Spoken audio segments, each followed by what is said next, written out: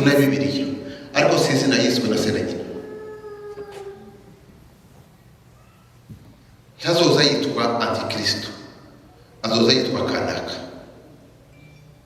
Uzohaguruka umugabo w'umunyabwenge bukomeye cyane, agaragaze kongera kandi gusana ubukungu bw'isi. Systeme yiwe akreye systeme ikomeye yo kongera kandi gusana ubukungu bwose bwo kw'isi. Isi yose yongera kandi ayishyire ku murongo, ubukungu bw'igihugu bwongere kandi buzamuke. Namara akore politiki yo kugira igihugu kimwe, akore politiki yo kugira igisirikare kimwe, akore politiki yo kugira ifaranga rimwe kw'isi.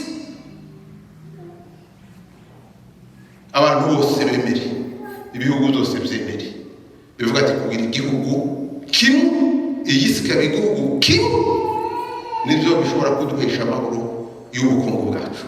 Ifaranga ribe rimwe, igisirikare kibe kimwe.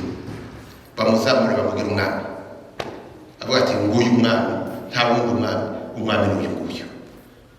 Ushoboye kugira gute? Ushoboye kandi kongera kandi kugarura ubukungu bw'igihugu, akongera kandi akazana amahoro mu isi. Isi ngo izagira amahoro y'igitangaza, isi izagira amahoro ngo y'igitangaza, amahoro y'igitangaza. Ariko ngo bizahabwa igice. Twayasomye hera ngo ni igice n'amahinga 42, ngo bizatwara amahinga 42 cyangwa se amezi 3 n'igice, imyaka 3 n'igice, ngo bizatwara amahinga 42. Isi yose ngo ayivugurure, isi ibe nziza pepepepepepe. Nibwo ngo baziruka umuhanuzi w'ibinyoma nawe avuga ati dore ngiyi Imana twababwiraga, ngiyi iraje, ngiyi Imana twababwiraga niyi. Umuhanuzi w'ibinyoma ntimutekereze ngo n'ubundi muntu uzoturuka ahandi n'amadini. Mana tubabarire cyane. Amadini y'ibinyoma kandi azabahakoresha Bibiliya. Timubwira ngo bazahita n'izindi za Bibiliya nshyashya, oya, cyangwa ngo n'ibindi bitabo bishyashya, oya. Hariho amadini kuko usomye mu Bitesalonike ibice 2,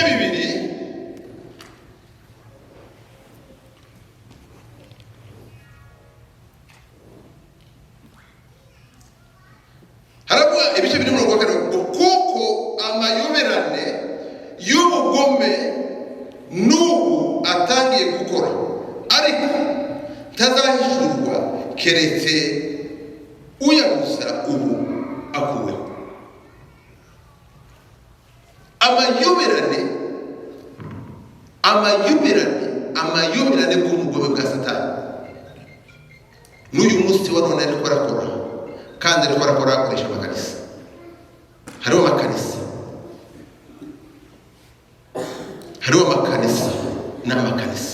ariko arakora, arabo amayoberane mu makanisa harahari.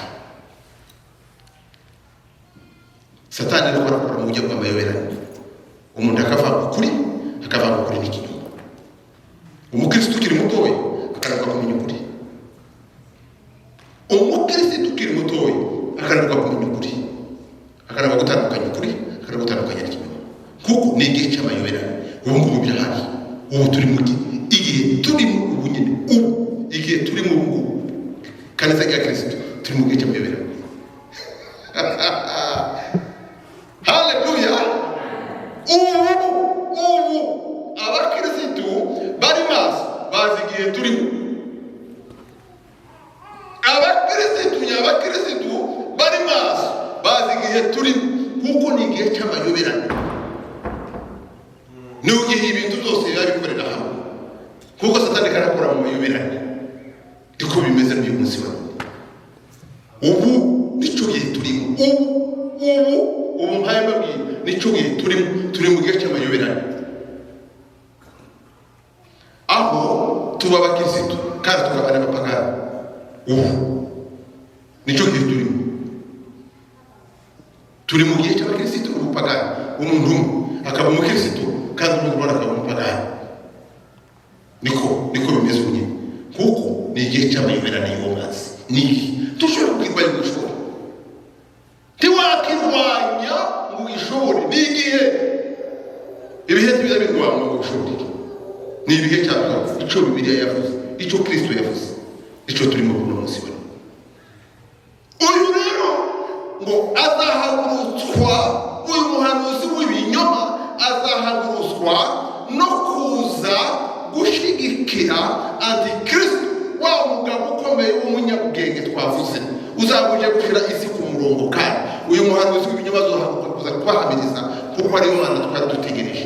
Ngiyi Imana twari dutegereje niyi ngiyi ahaguruka mu ikanisa kuko babirije, kuko Imana yaje, ubwami bw'Imana bwamaze gushika.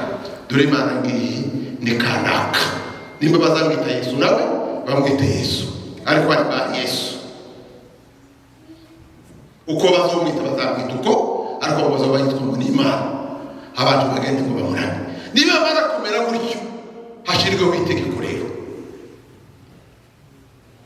hashirwaho itegeko bavuga ati ubwo igihugu kibaye kimwe kandi tukaba tugize umwami umwe, tukagira n'ifaranga rimwe, umuntu wese agomba guhabwa ikimenyetso cyerekana kuko yemeye ubwami, yemeye n'Imana. Umuntu wese agomba guhabwa ikimenyetso kuko Satani akora ibintu by'ibipirate. Hano bamaze kuzuza ubutatu bwabo, kuko Kristo, kuko Imana ifite ubutatu, nawe yamaze kuzuza ubutatu bwiwe. Hariho Satani, hakaba umuhanuzi w'ibinyoma, hakongera kandi hakaba na Antikristo amubujuje ubutatu bwabo. Kuko ibintu byabo byose bagenda bigana iby'Imana, kuko Imana yashyize umwuka wayo ku bantu babo ikimenyetso, niko Satani nawe azashira ikimenyetso ku bantu bayo.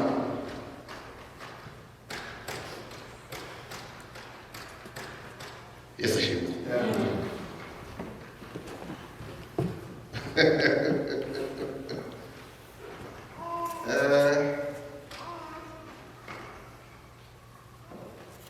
Uko umukristo buri umukristo yashyizweho ikimenyetso, hariho ikimenyetso.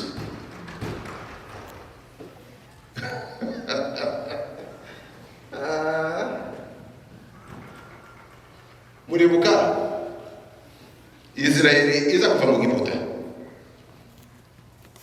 iravuga ngo mugende mugisiga amaraso y'ikimenyetso, kugira ngo marayika w'umurimbuzi naza utaza gupfana n'abandi. Babigenza gutyo, yagenda areba ikimenyetso cyashyizweho. Kristo amaze kuzamuka akaja mu ijuru, aduhereza umwuka wera. Umuntu wese wakiriye umwuka wera wese yashyizweho ikimenyetso, kuko ari uw'Imana. Uri uwaje, naje ndi uwawe, uri ikimenyetso. Niko kuvuga ngo yadushyizeho ikimenyetso, ikimenyetso cy'amaraso, urubaje naje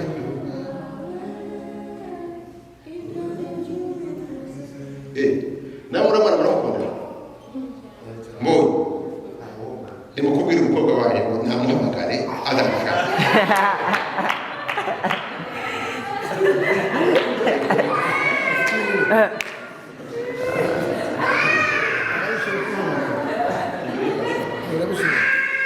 Bwana asifiwe sana. Zamubwira ati sha nguri uriya mwana mutima nubwo abari muri Afurika naje roka birukagenda.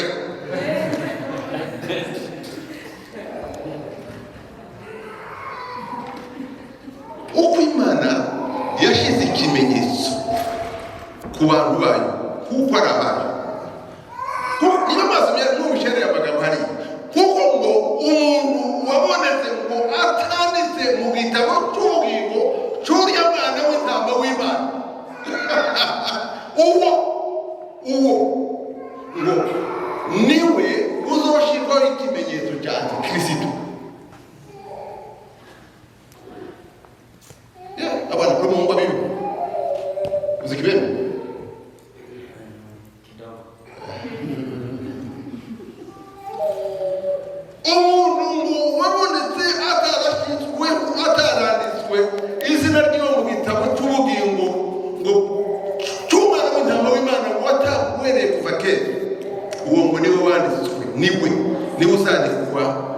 kumuterwaho ikashe y'uko ari uwa Satani.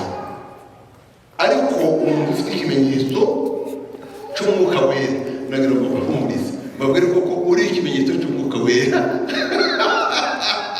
Icyo kimenyetso ntaho cyo gutungana. Nuko ngo ahabwa ububasha ngo bwo gukora ibikomeye no gukora ibitangaza, ngo kugira ngo abantu ngo bamwemere. Agakora ibitangaza, yakora ibitangaza, nta wundi muntu ukorera ibitangaza usibye Imana. Ibyo bitangaza nta kindi bigamije, ni ukugira ngo abakirisitu bose bamwemere kuko ariyo Mana. Abandi ntibagoye, oya, abandi ntibagoye, abantu bagoye n'abakirisitu. Abakirisitu nibo bagoye. Hazakorwa ibitangaza kugira ngo bamwemere kuko ariwe Mana. Bikorerwe ngo mu maso yabo, ngo mwirwa uzahamagara umuriro ukamanuka ukaba mu ijuru ukagwa hasi. Abantu bose azakora ngo, kandi usomye amagambo y'Imana ngo Imana imuhereza ubwo bubasha. Imana nayo yemera ubwo bubasha kuko Satani agomba gukoresha ubwo bubasha. Nuko ngo hategekwa yuko ngo umuntu wese ngo agomba gushirwa ikimenyetso ngo mu ruhanga rwiwe. Cyangwa se udakunze mu ruhanga, ni mu kiganza cy'ukuboko kw'iburyo. Noneho nta seritifika bazotanga uganishe muri ofisi yawe, ni mu gahanga kawe cyangwa se mu kiganza cyawe, cyandikwaho ikimenyetso cy'izina ry'uwo, ikimenyetso cy'izina ry'uwo. Kandi ngo ikimenyetso cy'izina ry'iwe ngo bizaba ari 666, ngo iyo 666 bizoba bisobanuye izina ry'uwo Antikristo. Iki giharuro 666 bizaba bisobanuye izina ryiwe mu mibare, mu mashifre ni 666. Ariko kandi mu nyandiko z'iyo shifre ni izina ry'umuntu. Ntabwo turubishije gutyo ngo bahabwa gushirwaho icyo kimenyetso, ngo uhereye ngo kumbata ku muntu mutoya ngo ugashika ku muntu mukuru, ngo abantu ngo b'indimi zose n'amoko yose bose ngo bahabwa ngo gushirwaho icyo kimenyetso. Kandi ngo nta muntu ngo wemerewe, yaba ukomeye cyangwa woroheje, ngo wemeye kuja kurema isoko cyangwa se kuimporta cyangwa se kuexporta, gutunda cyangwa se kuexporta, ngo udafite icyo kimenyetso. Ni ukuvuga ngo uzoba winjiye muri system wese ugomba guhabwa icyo kimenyetso. Hasigaye kampani yawe yongere kandi hakurya kandi itangire ikore neza. Kuza kwemera no kuza guhaha mu masoko, guhaha ukuntu muri mukunda tukuja mu masoko utambaye agapfukamunwa ukaba utokwinjira cyangwa kwinjira bakakweza kabo, siko bizaba bimeze iyo tudupfukamunwa. Ni mu kiganza cyawe cyangwa ni ku gahanga kawe, kuko kwinjira muri bose ukunda kuza guhaha, tuko bizaba bimeze.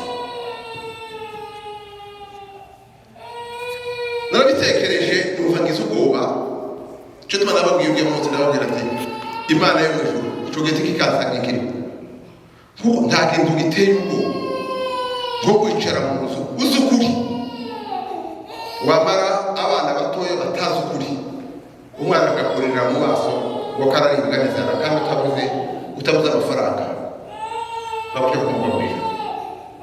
Ariko watekereza kujya guterwaho icyo kimenyetso bikakunanira. Ariko abana niko yakurira ati papa mama izaniranishe, ndapfuye n'inzara nimumeze ibyo kurya ukaroza kumugurira, kugira ngo wemere kujya kumugura yuko ni mu kizaba gikomeye cyane. Kuko twasomye hano aya magambo mu Batesalonike, wumve igitangazo kimeze.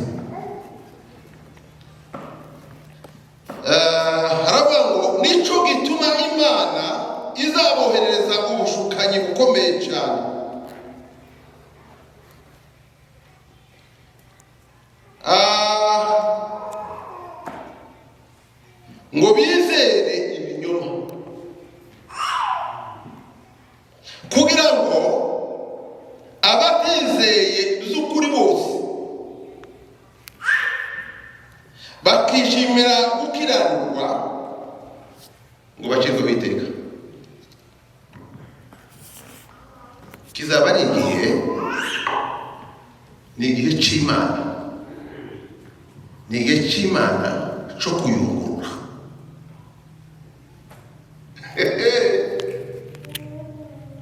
Ni igihe kizaba ari igihe cy'Imana cyo gutandukanya ikintu n'ikiza.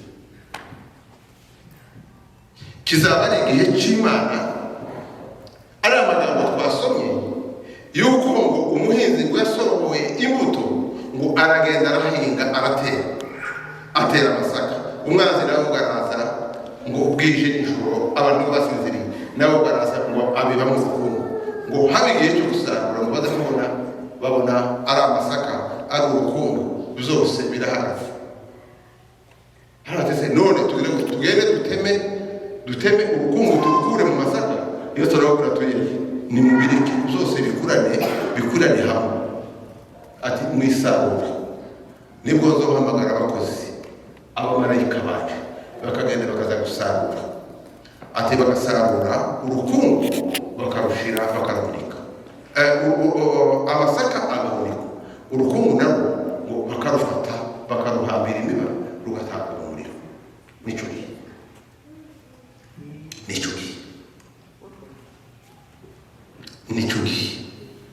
ni igihe cy'Imana cyo kuvangura n'akayungurizo kazaba gashitse. Ni igihe cyo kuyungurura abakristo nyakuri kuko twasomye abatizeye by'ukuri.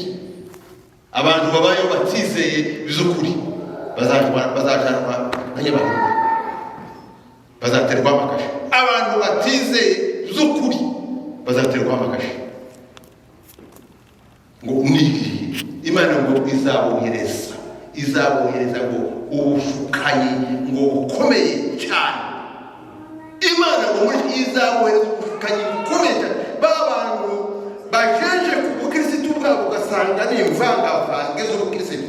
Ni igihe cyo kubatandukanya ikanisa rya Kristo, kuko Imana izishyira umukirisitu utariho inenge, utariho umugayo, utariho agatsenga.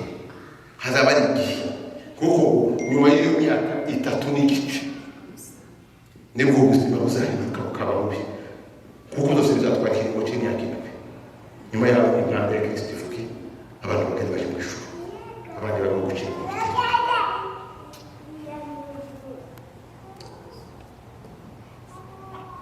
Nagira ngo twirinde cyane muri iki gihe turimo, kuko ngo hariho abahanuzi b'ibinyoma. Abahanuzi b'ibinyoma timutekereza ngo umuntu uzaguhanura nabaza kwigisha ibinyoma. Bakigisha ibinyoma kandi bafashe Bibiliya, bagafata iyi Bibiliya bamara bakigisha ibinyoma, tibavuga ukuri, bakigisha ibinyoma.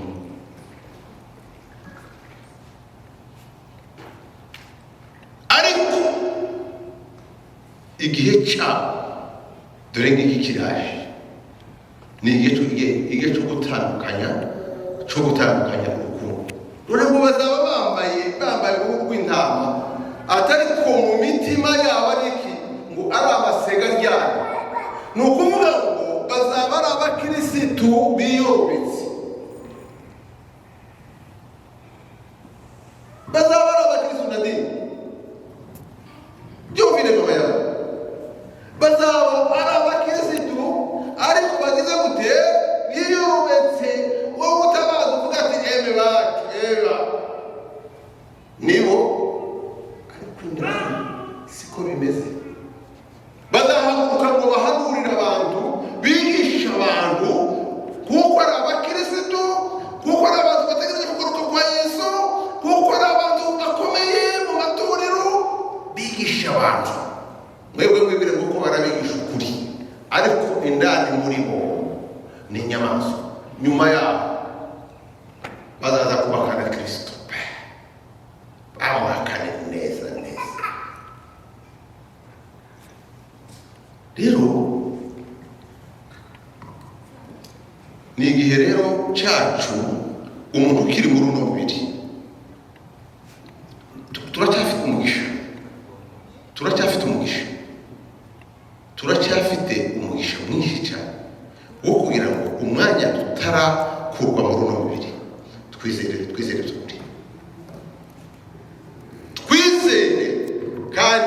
kunezerwa. Kuko usomye ab'Itesalonike ibice 3 n'umurongo ab'Itesalonike ba mbere ibice 4 n'umurongo wa 7 n'u8, Imana iduhamagarira kwezwa no kutiyanduza.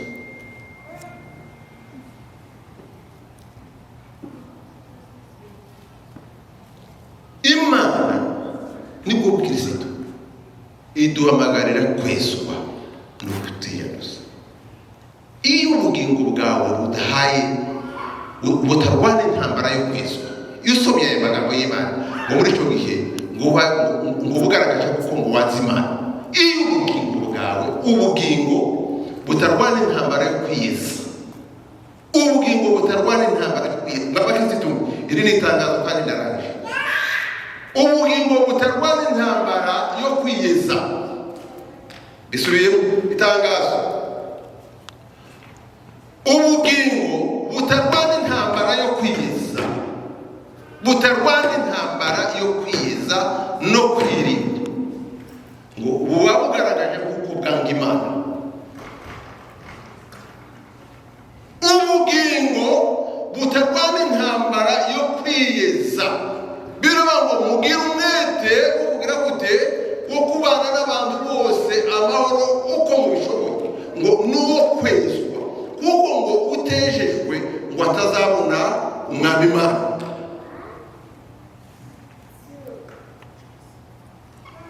Mugire umwete wo kubana n'abantu bose amahoro uko bishobotse kose, ngo n'umwete wo kwezwa, kuko ngo utejejwe atazabona umwami Imana. Ubu ngubu ni kuvuga ngo hariho inyigisho zikomeye cyane yuko ngo izaha zararangiye nta cyaha gihari. Inyigisho zikomeye z'ibinyoma. Mugire umwete wo kwezwa, umwete wo kwezwa, kuko ngo utejejwe wese atazabona umwami Imana. Ndarangije. Reka mbabasomere gabishari. Abatesalonike ba mbere ibice 4 umurongo wa 7 n'u8.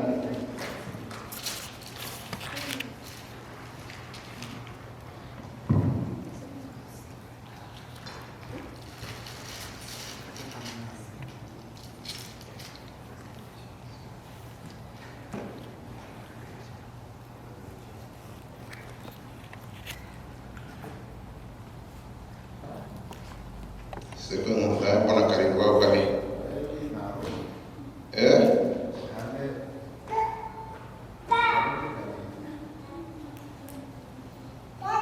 Tidak saya di situ bersama gini.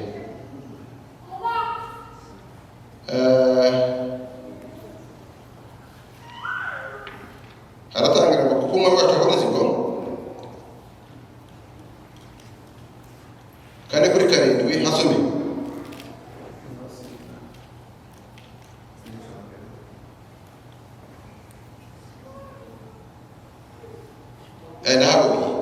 Imana ntiyaduhamagariye kwanduzwa. Imana ntiyaduhamagariye kwanduzwa, ahubwo yaduhamagariye kwezwa. Nicyo gituma uwirengagiza ibyo ataba ari umuntu yanze, ahubwo aba yanze Imana iha mwebwe umwuka wayo wera. Umuntu wanze ubwo bugingo bwo kwiyeza ngo ntaba yanze ubundi muntu, usibye kuko aba yanze Imana. Nicyo kiba kigaragaza kuko adakunda Imana muri we. Rero Imana idufashe kugira ngo dushobore kwitegura kugaruka k'umwana w'intama. Mu gihe ataraza twinjire mu gakiza nyakuri, tuba twejejwe kandi tubone mu bugingo, mu buzima bwo kwiyeza buri gihe, kuko Imana irera ibikeneye kuko n'abayikurikira n'abayishaka bose nabo bagomba kwezwa kuko nayo bariye. Imana idufashe kandi Imana tugaze. Amen.